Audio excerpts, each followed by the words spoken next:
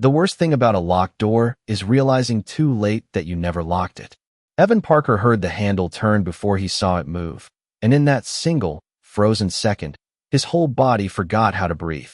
He was standing in the guest bathroom on the second floor of his brother's house, one hand braced against the marble sink, the other shaking so badly that the small white scent blocker had slipped from his fingers and landed near his socked feet.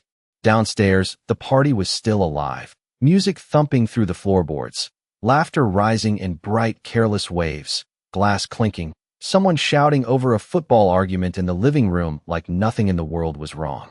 But up here, under the sharp bathroom light, everything felt too close, too loud, too hot. Evan's skin prickled beneath his collar. His pulse beat hard in his throat.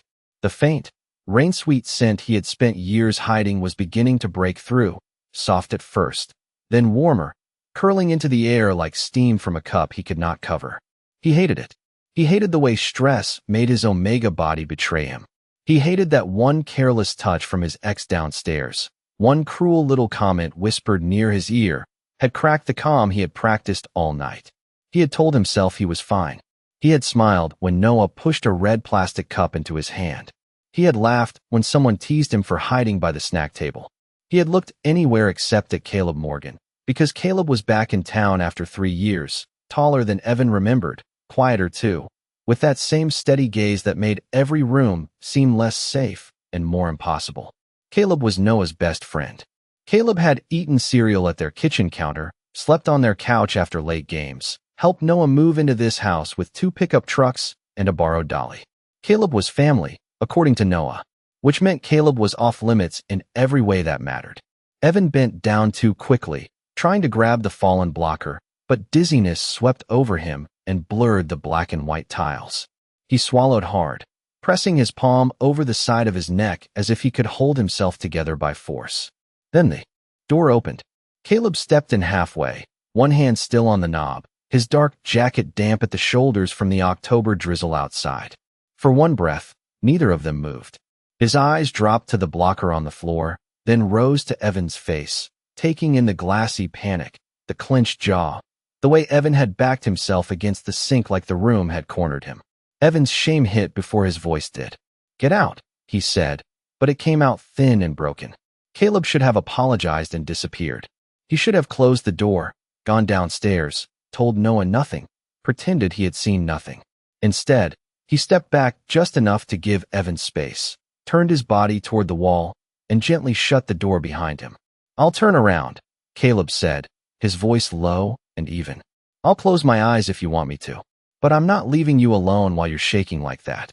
6 hours earlier, Evan had almost stayed home.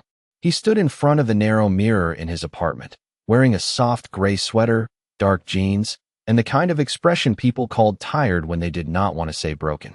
Rain tapped against the window in a patient rhythm, turning the streetlights below into blurred gold streaks on the glass. His phone kept lighting up on the dresser with messages from Noah, each one more dramatic than the last. "Get over here. Caleb is back tonight. I bought too much pizza. Do not make me eat all of it with strangers." Evan stared at the name Caleb until it felt dangerous. 3 years was supposed to be long enough for a childhood crush to fade into something harmless, something he could laugh about in private. 3 years should have turned Caleb Morgan into a memory with soft edges. Instead, the thought of seeing him again made Evan's chest tighten as if someone had gently placed a hand around his ribs. He pressed a fresh scent blocker beneath his collarbone, then another near his wrist, smoothing the edges carefully. The small patches were ordinary, legal, and common for omegas who wanted privacy, but Evan still treated them like secrets. He had spent most of his life trying to be easy for other people to understand. Noah's quiet little brother, the art student, the one who hated crowds, the one who smiled when he wanted to leave, the one who never caused trouble. By 7 o'clock, Noah's house was glowing at the end of a wet suburban street, every window bright, the front porch crowded with jackets, muddy sneakers, and voices spilling into the night. Noah opened the door before Evan could knock, pulling him inside with one arm and a grin that smelled like beer, pizza, and brotherly chaos. The living room had been rearranged for the party, couch shoved back, folding table loaded with wings, chips, paper plates, and a ridiculous amount of soda. A basketball game played on the television with the sound muted, while music pulsed from a speaker near the fireplace. Evan tried to disappear near the kitchen island, but Noah kept dragging him into conversations, introducing him to people he already half knew and people he never wanted to know. Then the front door opened again, and the room changed. It was not dramatic enough for anyone else to notice. No music stopped. No one turned in slow motion. But Evan felt it immediately, the subtle shift in the air, the way Noah's face lit up, the way several voices called Caleb's name at once. Caleb Morgan stepped inside wearing a black coat beaded with rain, his hair slightly damp, his shoulders broader than Evan remembered. He smiled when Noah tackled him into a hug, but the smile was quieter now, more controlled, as if the last 3 years had taught him how to hold back every feeling before it reached his face. Evan's fingers tightened around the cold soda can in his hand. Caleb looked across the room, and for one brief second, his eyes found Evan. The noise blurred at the edges. Evan gave a small, polite smile, the kind that said welcome back without admitting his heart had already betrayed him. Caleb's gaze lingered just a moment too long. Then Noah slung an arm around his neck and laughed, telling everyone, "This guy is basically my brother." The words landed softly, but Evan felt them like a door closing. Noah kept laughing as if he had not just rearranged the floor beneath Evan's feet. "Seriously, Caleb practically lived with us senior year," he said, pulling Caleb deeper into the room. "Mom still asks about him like he is the son she actually wanted." People laughed, and Caleb gave Noah a patient look, the kind that said he had heard this joke 100 times and still let Noah enjoy it. Evan tried to smile with everyone else, but the expression felt thin on his face. "Basically my brother." It should have made everything simple. It should have turned Caleb into a safe shape in his mind, a familiar name, a childhood fixture, nothing more. Instead, it made the warmth in Evan's chest feel like something he needed to hide before someone saw it. Caleb crossed the living room slowly, greeting old friends with quiet nods and easy handshakes. He looked older in a way that had nothing to do with age. At 25, he carried himself with a calm that did not ask for attention and still received it, a kind of alpha stillness that made the louder men in the room seem like they were trying too hard. He was not dressed for attention either, just dark jeans, a white shirt, and that rain-damp black coat, but somehow the room made space for him. Evan turned toward the counter and pretended to study the pizza boxes. Pepperoni, cheese, barbecue chicken, veggie. Anything was safer than looking at Caleb for too long. "Evan Parker," Caleb said behind him, and Evan hated how quickly his body recognized the voice. Low, warm, steady, edged with the faintest amusement. Evan looked over his shoulder. Caleb stood a few feet away, giving him room, one hand in his coat pocket. His eyes were the same storm gray Evan remembered, but the boyish softness had sharpened into something more careful. "You got taller," Caleb said. Evan blinked. "I was 19 the last time you saw me." "I know." Caleb's mouth curved slightly. Still true. It was not flirtation. It could not be flirtation. Evan told himself that so quickly it almost hurt. Noah appeared between them before the silence could stretch, clapping a hand onto Caleb's shoulder. "Do not get sentimental. Evan is still the kid who used to steal the marshmallows out of my cereal." "I was 8, Evan said. "You were guilty," Noah replied. Caleb looked at Evan over Noah's shoulder, and for a brief second, the room seemed to narrow to the space between their eyes. Then Noah dragged Caleb toward the couch, already talking about the drive from Denver, the new apartment, the job interview, the people Caleb needed to meet again. Evan stayed by the counter, gripping his soda until cold condensation slicked his palm. He tried to remind himself of all the reasons this feeling was impossible. Caleb was Noah's safest person. Caleb knew the embarrassing family stories, the old photos, the holidays, the emergency contacts. Wanting him felt like wanting something from the wrong room in the house. It was not forbidden because anyone had said the word out loud. It was forbidden because everyone trusted Evan not to cross that invisible line. Then, through the open front door, another burst of damp October air swept into the living room, carrying a familiar cologne that made Evan's stomach drop. He turned before he meant to. Mason Reed stood in the entryway, smiling like he had been invited, and the blocker beneath Evan's sleeve began to itch. Mason Reed should not have known Noah's address. But there he was, standing in the entryway with rain shining on his brown leather jacket and a smile that belonged to someone who had never learned the difference between confidence and intrusion. Evan felt the entire room tilt quietly, not enough for anyone else to notice, but enough that the soda can in his hand suddenly seemed too cold, too loud, too real. Mason had always looked harmless to people who did not know him well. He had soft blonde hair, clean sneakers, a pleasant voice, and the kind of easy charm that made strangers forgive him before he even apologized. Noah frowned from across the room, clearly confused, but one of his co-workers near the door greeted Mason like a casual guest and waved him inside. That was all it took. The party accepted him. The room made space for him. Evan had nowhere to go. Mason's eyes found him almost immediately, and his smile grew warmer in a way that made Evan's stomach twist. 3 months had passed since Evan ended things. 3 months since he packed a small bag, blocked Mason's number, and moved into a cheaper apartment with thin walls and better silence. 3 months should have been enough distance. But Mason walked toward him like distance was a misunderstanding. "Evan," he said, as if they had simply missed each other. "I thought that was you." Evan set the soda down because his fingers were starting to shake. "Mason, you should leave." The words were quiet, but they cost him more breath than they should have. Mason glanced around, amused, as if Evan had told a joke only he understood. "Come on. I came with Tyler from work. I did not know this was your brother's place until I got here." Evan did not believe him. Maybe that was unfair. Maybe it did not matter. His blocker prickled beneath his sleeve, a small burning itch that spread along his wrist. He folded his arms to hide it. "Then now you know." Mason stepped closer, lowering his voice. "You look tired. Are you still doing that thing where you pretend you are fine until everyone stops asking?"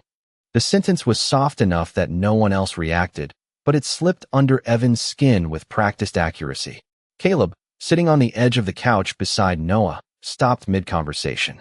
Evan saw it from the corner of his eye, the slight turn of Caleb's head, the sudden stillness in his shoulders. "Please do not do this here," Evan said. Mason's smile faded into something more private. "I am not doing anything. I am just talking to you." He reached out, not roughly, not dramatically, just enough to place his fingers around Evan's wrist like he still had the right. The contact was brief, but Evan's body reacted as if a wire had snapped. Heat rushed beneath the blocker. The adhesive lifted at one edge. A thin ribbon of vanilla and rain slipped into the crowded air. Evan pulled his hand back, heart pounding, but the damage had already begun. The scent was small, fragile, almost invisible beneath pizza, cologne, and wet coats. Yet every alpha instinct in the room seemed to turn toward it like flowers turning toward light. Conversation faltered near the kitchen. Someone went quiet by the hallway. Evan heard his own breathing grow unsteady. Mason noticed too, and his expression changed with a flicker of satisfaction that made Evan feel smaller than he was. "Still too sensitive," Mason murmured. That was always the problem. Before Evan could answer, a shadow moved between them. Caleb was there, calm and silent, broad enough to block Mason from view without touching either of them. His scent did not flood the room.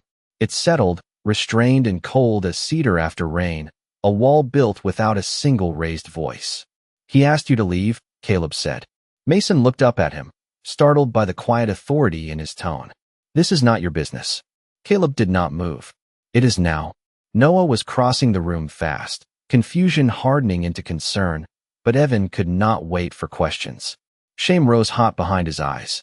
He turned away from all of them and headed for the stairs, one hand pressed over his wrist, trying to hold together what was already coming undone.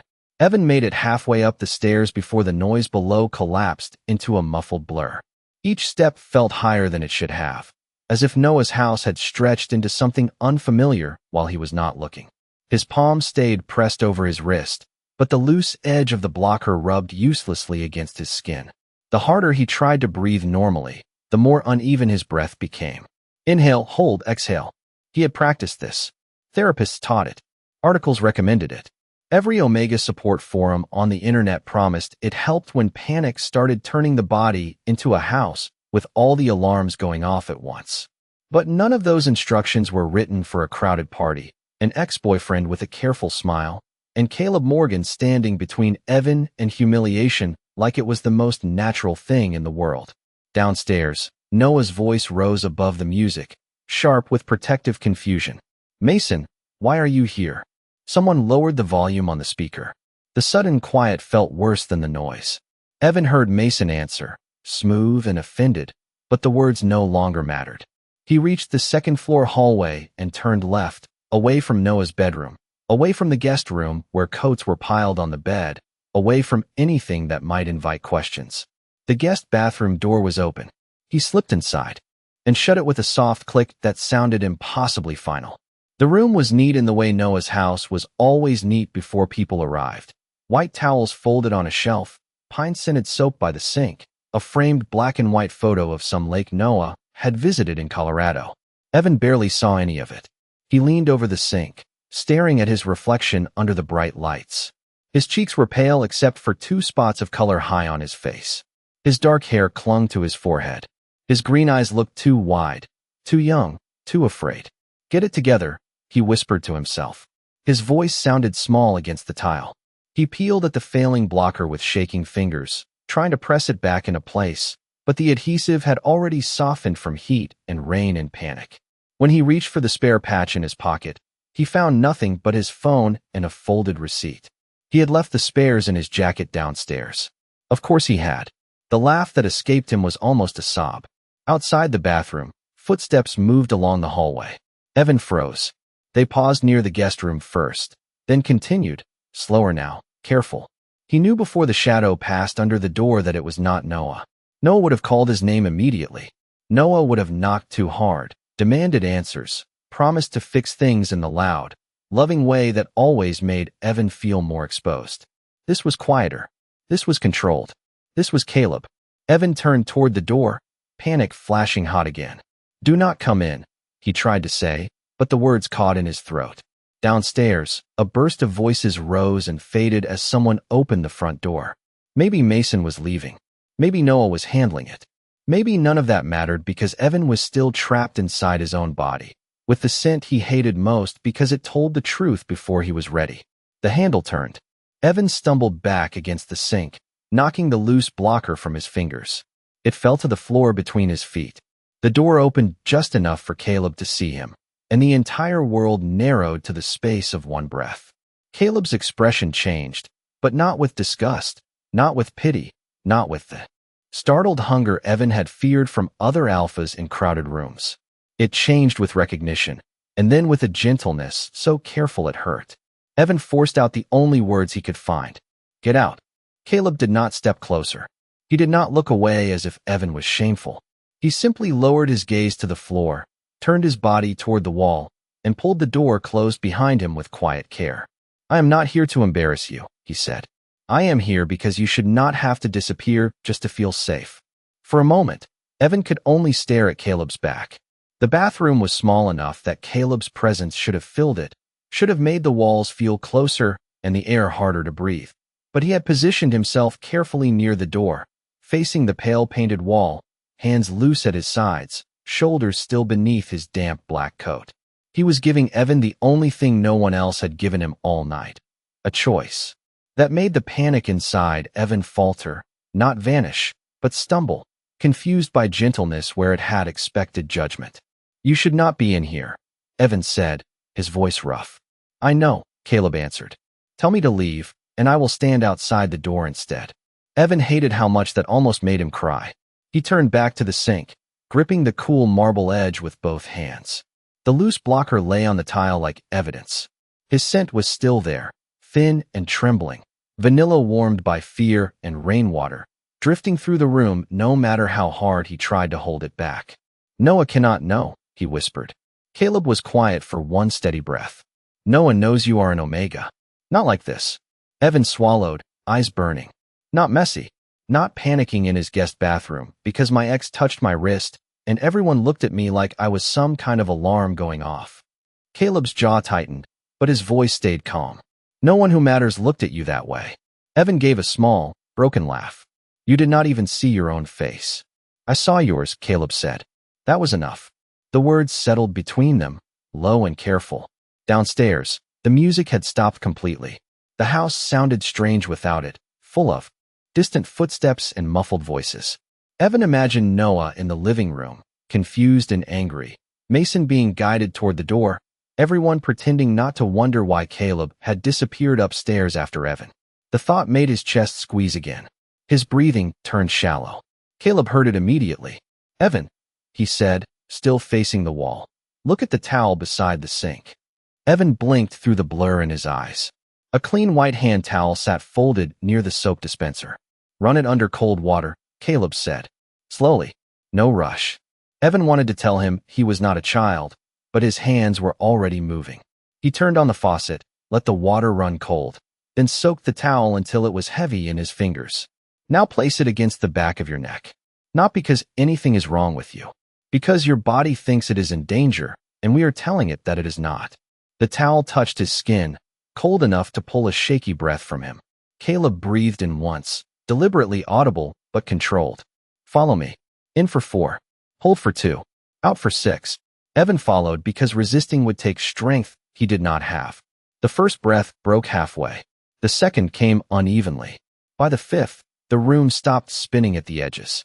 Caleb's scent remained distant, cedarwood and clean smoke after rain, not pressing, not claiming, just steady enough to find in the noise. "Why are you doing this?" Evan asked. Caleb did not answer right away.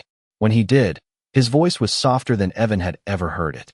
"Because when I saw you running upstairs, I remembered every time you went quiet as a kid and everyone called it shyness. I think you have been disappearing for a long time." Evan closed his eyes. The towel trembled against his neck. "And you noticed?" "I noticed more than I should have," Caleb said. "That is why I left 3 years ago." The confession did not land like thunder. It landed like a key turning somewhere inside Evan, quiet and impossible to ignore. He stood with the cold towel pressed to the back of his neck, staring at Caleb's reflection in the mirror instead of looking directly at him. Caleb was still facing the wall, still giving him space, but the room had changed anyway. The air felt thinner now, stretched around a truth neither of them knew how to hold. "You left because of me?" Evan asked. His voice sounded careful, almost afraid of itself. Caleb's shoulders rose with one slow breath beneath the damp black coat. "Not because of anything you did. That is not an answer. It is the safest one." Evan turned the faucet off. The sudden quiet made every sound sharper.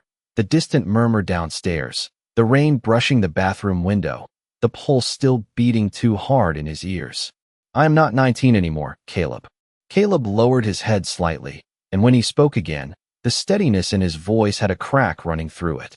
"I know. That is why this is harder." Evan did not know what to do with that. For years, he had built an entire private world out of almosts. Caleb almost looking back. Caleb almost saying his name differently. Caleb almost noticing when Evan went quiet at family cookouts or birthday dinners or late summer barbecues in the backyard. Evan had punished himself for every almost. Told himself he was inventing meaning because loneliness could make a person dramatic. But Caleb had noticed. Caleb had left. Caleb had carried the same silence in a different city for 3 years. "Why did you never say anything?" Evan asked. "Because Noah trusted me," Caleb said immediately. "Because your parents treated me like another son.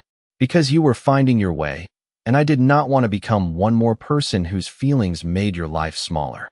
Evan's laugh came out soft and unsteady. "My life was already small." Caleb turned his head just enough that Evan could see the side of his face in the mirror, but he still did not look at him fully. "I know that now." The tenderness in those words almost undid him more than the panic had. Evan set the wet towel on the counter, his fingers curling around the edge of the sink. "You can turn around," he said. Caleb did not move at first. "Are you sure?" Evan nodded, then realized Caleb could not see it. "Yes." Caleb turned slowly, as if every inch of movement needed permission. His eyes met Evan's reflection first, then Evan himself. There was no judgment there, no pity, no terrible surprise, just concern, restraint, and something deeper that made Evan feel seen in a way he was not ready for and had wanted forever. Caleb noticed the ruined blocker on the floor, and then the way Evan's hand hovered near his collar. "Do you have another patch?" he asked. Evan shook his head. "Downstairs. In my jacket." Caleb removed his coat, folded it once, and held it out without stepping closer. "This might help until we get you out of here. You do not have to wear it. I am only offering." Evan stared at the coat, dark wool still carrying rain, cedarwood, and the clean quiet of Caleb's control. Taking it felt like crossing a line. Leaving it felt impossible. Slowly, he reached out and took it from Caleb's hands. Their fingers did not touch, but Evan felt the almost of it all the way through him. Evan slipped Caleb's coat over his shoulders, and the weight of it settled around him like a borrowed room where the lights had finally been turned down. It was too large, the sleeves falling past his hands, the collar brushing his jaw, the fabric still cool from the rain outside. Beneath the cold wool was Caleb's scent, cedarwood, clean smoke, and the quiet trace of October air, not overwhelming, not claiming, just steady enough to soften the sharp edges of the room. Evan hated how safe it felt. He hated that safety could come from the one person he had spent years teaching himself not to want. Caleb watched him with the careful attention of someone standing near a wounded bird, close enough to help, far enough not to frighten it into flight. "Better?" he asked. Evan nodded, then forced himself to answer because Caleb had earned more than silence. "A little." Caleb's eyes lowered briefly, not to examine him, but to make sure the coat covered the loosened blocker at his wrist and the exposed line of his collar. The gesture was so respectful it made Evan's throat ache. "We can wait here until Noah clears the house," Caleb said. "Or I can go downstairs, get your jacket, bring you the spare patches, and tell him you needed a minute." Evan looked toward the door. The hallway beyond it was quiet now, but not peaceful. It held every question waiting for them. "And what will Noah ask you?" Caleb's mouth tightened, almost a smile, but sadder. "Probably why I followed you." "What will you say?" Caleb did not answer quickly. That was what scared Evan most. Caleb was not searching for a lie. He was deciding how much truth would hurt the least. "I will say Mason made you uncomfortable, and I wanted to make sure you were okay." Evan looked down at the sleeves covering his hands. "That is true. It is not all of it." The words were soft, but they changed the room again. Evan slowly lifted his eyes. Caleb stood near the door with rain still darkening the ends of his hair, his face calm only because he was forcing it to be. The restraint that had comforted Evan a minute ago now revealed its cost. Caleb was holding back not because he felt nothing, but because he felt too much and refused to make it Evan's burden. "Then say all of it," Evan whispered. Caleb breathed out through his nose, looking at the floor as if the answer was written somewhere in the white tile. "I came back because Noah called me 2 weeks after your breakup," he said. "He was worried about you. He said you barely ate, barely slept, and kept pretending you were busy so no one would come over. I told myself I was coming back for my job, for old friends, for a fresh start. But the truth is, the second Noah said your name, every reason I had for staying away sounded like an excuse." Evan's chest tightened. "You came back for me?" Caleb finally looked at him. "I came back because I was tired of proving I could leave." The silence after that was not empty. It was full of every year Evan had swallowed his feelings, every family dinner where Caleb's chair had stayed empty, every late night when Evan had checked Caleb's social media and hated himself for hoping he looked lonely too. "You should not say things like that," Evan said, but his voice shook around the plea hidden inside the warning. "Noah is downstairs. I know. He trusts you. I know. And I am still his little brother." Caleb's expression softened, not with agreement, but with pain. "You are not little to me, Evan.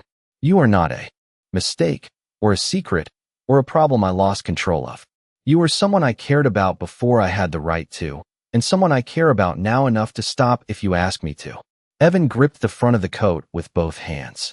For the first time that night, the warmth in his face was not panic. It was something quieter, more frightening, and much harder to deny. Outside the bathroom, a floorboard creaked. Then came Noah's voice from the hallway, close enough to turn both of them still. "Caleb? Evan, are you two in there?"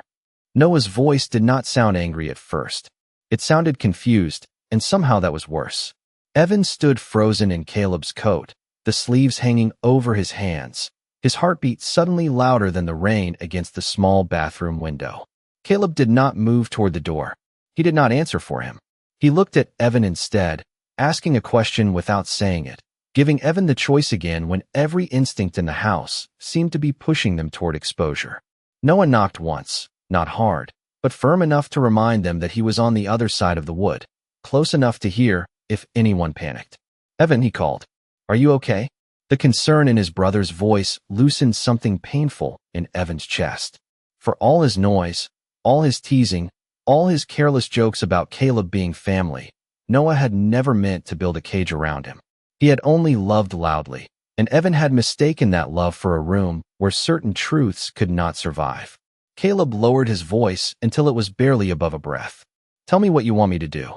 Evan looked at the door, then at Caleb's hand resting near the lock, but not touching it.